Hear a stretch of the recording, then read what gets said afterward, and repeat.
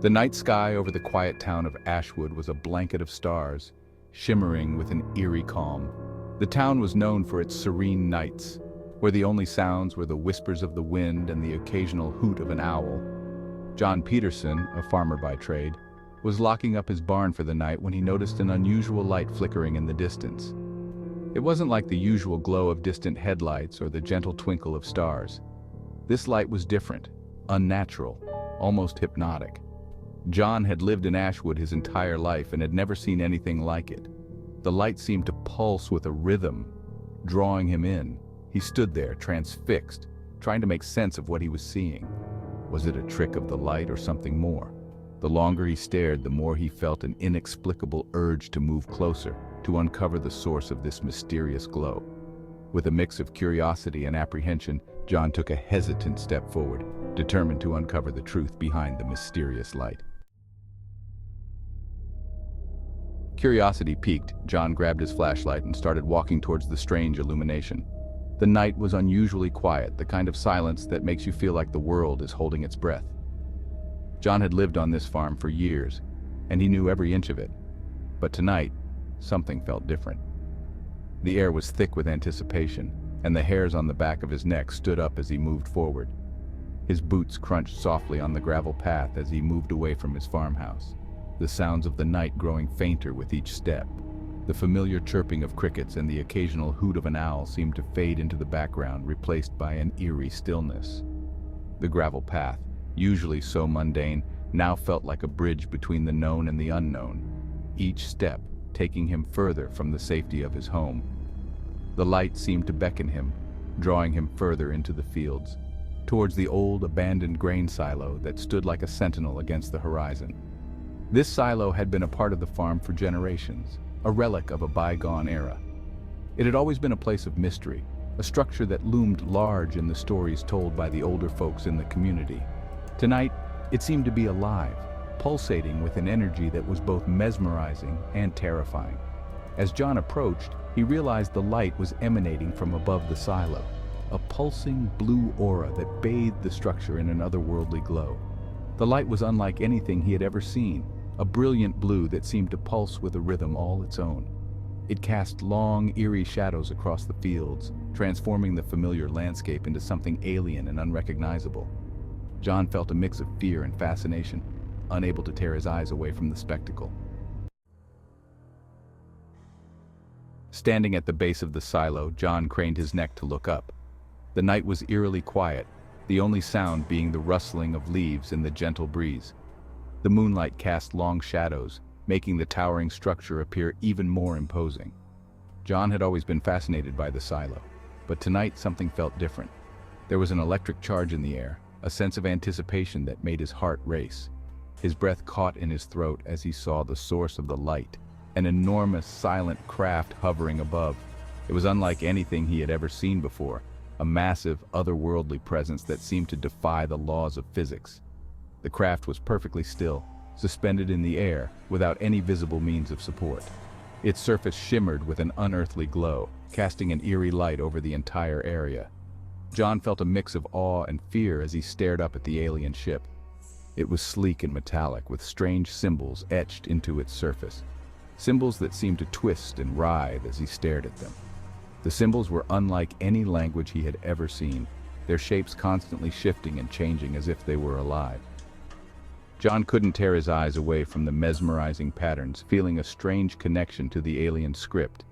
It was as if the symbols were trying to communicate with him, to convey a message that was just beyond his understanding. Before he could react, a beam of light shot down from the craft, enveloping him in its glow. The light was blindingly bright, yet it didn't hurt his eyes. It felt warm and comforting, like a gentle embrace. John felt a sense of peace wash over him, his fear melting away in the presence of the alien light. He knew that something extraordinary was happening, something that would change his life forever. Inside the craft, the light faded, leaving John in a dimly lit chamber filled with a low, humming sound. The air was thick with a metallic tang, and the walls seemed to pulse with a life of their own. Panic surged through him, but he was unable to move, paralyzed by an unseen force. Shadows shifted around him, and he realized he was not alone. Figures emerged from the darkness, tall and slender, with elongated limbs and large obsidian eyes that seemed to peer into his very soul. They moved with an unsettling grace, surrounding him, their movements synchronized as if they were parts of a single entity. John wanted to scream, but no sound escaped his lips. One of the beings stepped forward, extending a hand towards him.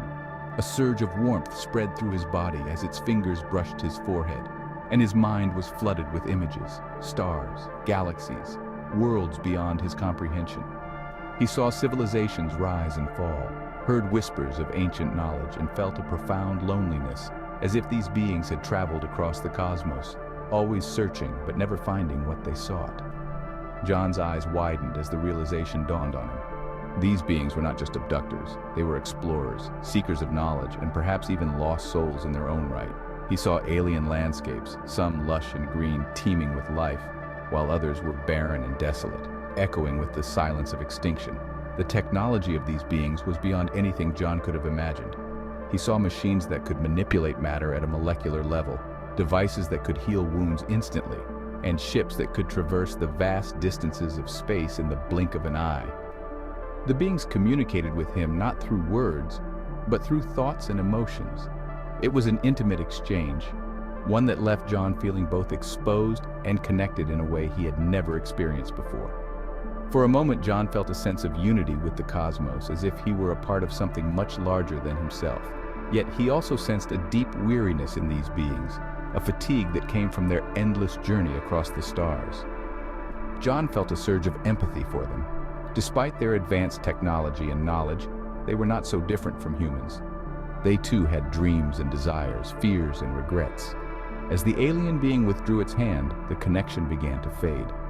The images and emotions that had flooded John's mind started to dissipate, leaving him with a sense of loss and longing. He was left alone in the chamber, the low humming sound once again filling the air. But now, it seemed less ominous, more like a distant echo of the profound experience he had just undergone. John knew that his life would never be the same again. He sensed a question hanging in the air, unspoken but clear. "Why do you fear us?" Summoning all his courage, John managed to speak. "What do you want from us?" he asked, his voice trembling. The beings did not respond with words, but he felt an answer form in his mind. They were explorers, seekers of knowledge, and Earth was but one stop on their endless journey. They meant no harm, but their curiosity often led them to actions that humans perceived as threats. John stood there, contemplating the encounter. The fear that had gripped him began to fade. He realized that the unknown often brings fear, but understanding can bridge that gap. As he gazed up at the stars, he felt a strange connection, a sense of unity with the cosmos. The night seemed less threatening now, more peaceful, as if the encounter had changed something within him.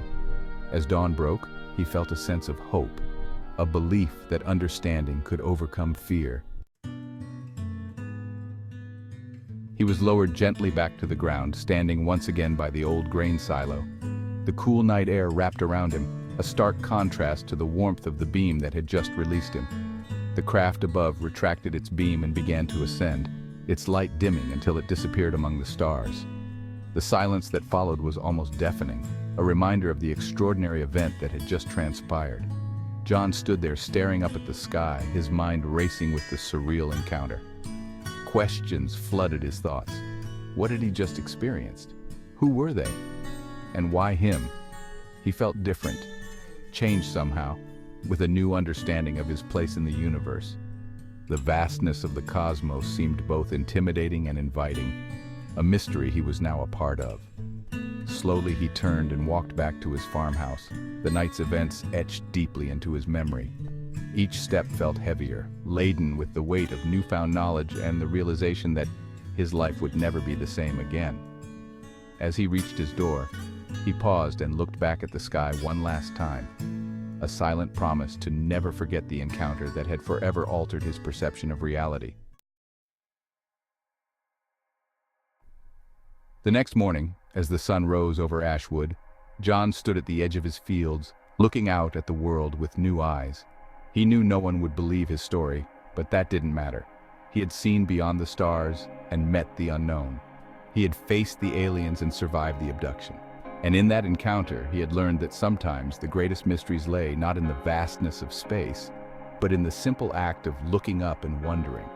As he reflected on the night's events, he felt a deeper connection to the earth beneath his feet. The field seemed more alive, more vibrant. Even the birds' songs felt like a part of a larger cosmic symphony. John knew that his life would never be the same. He was no longer just a farmer, he was a witness to the extraordinary. And with that, he embraced his new perspective, ready to face whatever the future held.